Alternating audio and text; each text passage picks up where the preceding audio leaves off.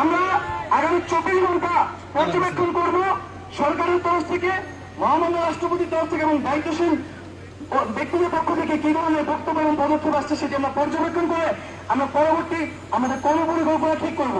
আমাদের নামে যে মামলা করা হচ্ছে শাহাদাত অজ্ঞাতনামা মামলা করা হয়েছে, আমরা বলেছিলাম 24 ঘন্টার মধ্যে সেই মামলা প্রত্যাহার করতে হবে। আমরা একে আরো 24 ঘন্টা বাড়িয়ে দিচ্ছি আজকে, এবং এই 24 ঘন্টার মধ্যে যদি মামলা প্রত্যাহার না করা হয় তাহলে কিন্তু আমাদের কর্মসূচি কঠোর থেকে কঠোর হবে। এই অন্যায় মামলা দেওয়ার জন্য আমরা কিন্তু আইন শৃঙ্খলা বাহিনীর সর্বোচ্চ ব্যক্তিকে জবাবদিহির আওতায় আনতে বাধ্য হব।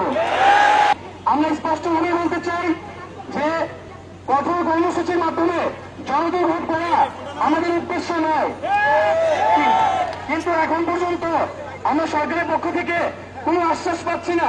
সরকারের কোনো কি উদ্দেশ্য সেটা আমাদের কাছে স্পষ্ট হচ্ছে না। সেখানে মহামান্য আদালতও নির্দেশ দিয়েছেন যে সরকার চাইলে গোটা পরিবর্তন করতে পারে, এবং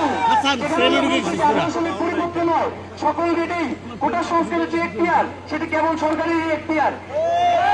এবং আমাদেরকে বলা হচ্ছে আমরা নাকি দাবি পরিবর্তন করছি, আমরা নাকি কার কাছে দাবি করবো সেটাও পরিবর্তন করছি। আমরা প্রথম থেকে আমাদের বক্তব্য খুবই স্পষ্ট, কোটা সংস্কারের এখতিয়ার সরকারের, সেটা আমরা প্রথম থেকেই বলেছি, নির্বাহী বিভাগ এবং সরকারের, বরং সরকারই সেই দায় এড়ানোর চেষ্টা করেছে। আমরা এখন বলছি যে কোটা সংস্কার বা সেই পরিপত্র কিন্তু বাস্তবায়ন করবে সরকার বা নির্বাহী বিভাগই, কিন্তু আমরা চাচ্ছি আইন বিভাগের মাধ্যমে, জাতীয় সংসদের মাধ্যমে সেটাকে আইন করে যথাযথ বিধিবদ্ধ করার জন্য, যাতে জনপ্রতিনিধিরা এক্ষেত্রে ভূমিকা পালন করে। আমাদের এই বক্তব্য বা দাবি কিন্তু কখনোই স্ববিরোধী নয়, বরং আমরা যতগুলো দরজা আছে সবগুলো দরজায় যাচ্ছি, এবং আমাদেরকে দরজা থেকে ফিরানো হচ্ছে। বলতেছে আমরা নাকি আজকে যদি তারা প্রথম থেকে করতো তাহলে কিন্তু আমাদের এত বক্তব্য বা এত জায়গায় যাওয়া লাগতো না। তারপর আমরা যাচ্ছি, আজকে আমরা মহামান্য রাষ্ট্রপতির কাছে এসেছি। আমরা আগামী 24 ঘন্টার মধ্যে এই দৃশ্যমান পদক্ষেপ দেখতে চাই, এবং আমাদেরকে দমন করার জন্য পরিকল্পনা করা হচ্ছে। আজকেও কিন্তু আমরা প্রমাণ করে দিয়েছি, ঢাকা বিশ্ববিদ্যালয়, জগন্নাথ বিশ্ববিদ্যালয়, ঢাকা স্বাস্থ্য প্রতিষ্ঠান সহ জাতীয় বিশ্ববিদ্যালয় অন্তর্ভুক্ত গবেষণা শিক্ষার্থীবৃন্দ আজকে আমরা একত্রিত হয়েছি, এবং আমরা যা সেটা দেখানোর চেষ্টা করতেছি।